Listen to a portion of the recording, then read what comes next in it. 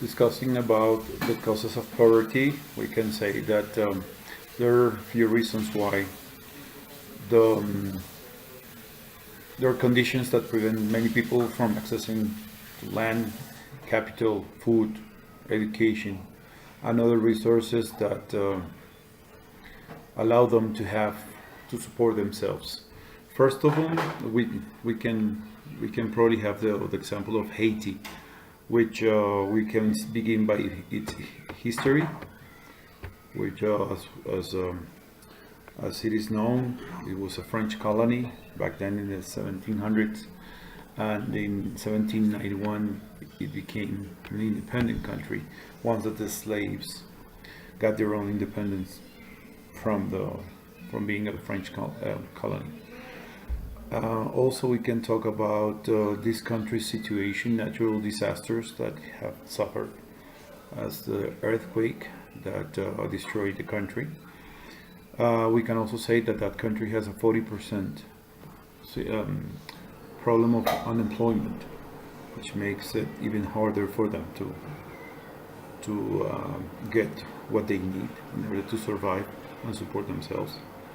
We can also talk about inequality. Being a poor country like that would have to, it needs to be in debt with the powerful countries around, such as the United States and Canada. And that makes them obviously affected by this situation. These are mainly the causes. We can say the history, inequality, and the debt, international debt they have to acquire because of their situation.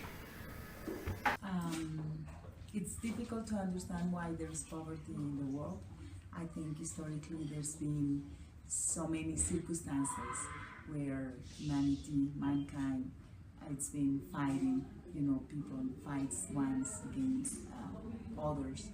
And maybe if you think about it, you might consider there are no right reasons to do that, but then each people might consider their reasons to be the good ones to fight for something.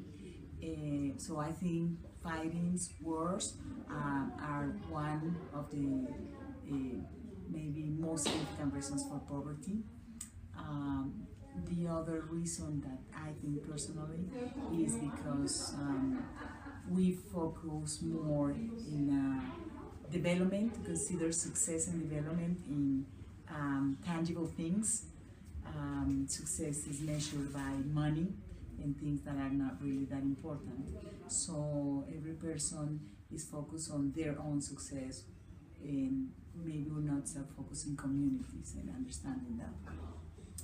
If I take a look to the countries, I'm not an expert on that, but certainly there are certain countries that you see, like for instance, recently I was in the Netherlands, in Amsterdam, and I was amazed by the level of the quality of the life of the people. And in general, people live very well. They have education, public education, and even the jobs that we in Latin America might consider that are not really worth it have compensation that is not that far from executive compensation. So I think that also one fact that impacts poverty is when there are critical differentiators in what is worth it and what should be paid more, or on which basis.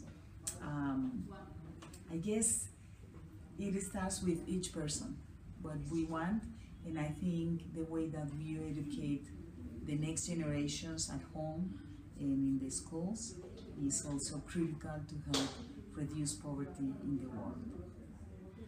That's what I think. Hi, my name is Gloria. I'm Juan's aunt, and I think that poverty is caused by many reasons around the world, depending on the location that you are focused on. But if I had to pick top three reasons for poverty, would be number one, lack of education.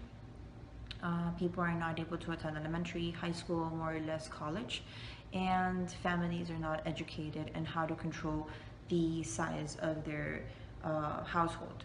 This causes overpopulation, which in return causes more poverty. I think that a second reason for poverty is a lack of change in the country's economy, the trends that they follow. This leads to corruption within the government. And a third reason for poverty would be the environmental changes that every country has to face individually. Some face severe rainfall when others barely have any, and these affect the agricultural and any other businesses that may be affected by the changes in the My name is environment. Chris Tucker. I am a school teacher in the United States, and I work in the southern part of Louisiana that does have a lot of poverty. My school is 90% free lunch. That means the students in our school receive their lunch free. It's one way United States keeps track of how much poverty is in a school or in a certain area.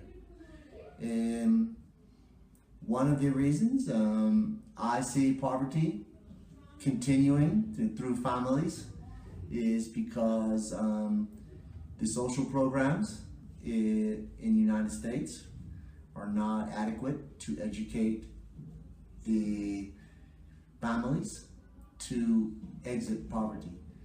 And they help these families over and over, but they don't educate the family on how to improve.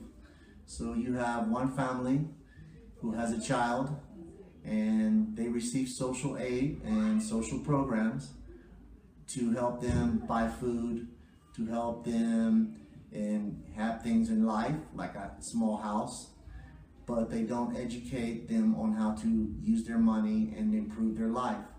So that child will grow up and all he knows is how to use those programs. So then that child has another family, and again they use that same program over and over, and this does not help the family stay together. Often it is a mother or a grandmother who raises the child, and I see the problem always continuing within that same family. I think in the United States, in my area, that helping them with food, helping them with some housing is not enough.